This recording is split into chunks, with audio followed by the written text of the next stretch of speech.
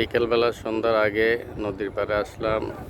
নদীর পরিবেশ আজকে অত্যন্ত চমৎকার দেখাচ্ছে।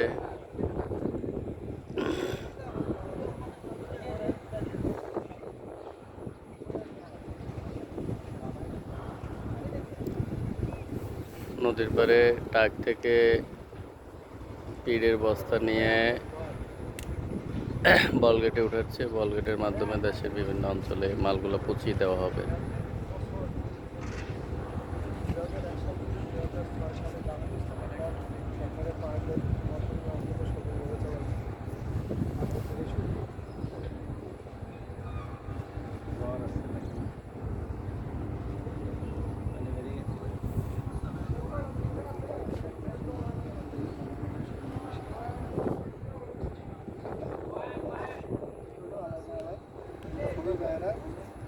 দায়িত্ব পালন অসম্ভব হলে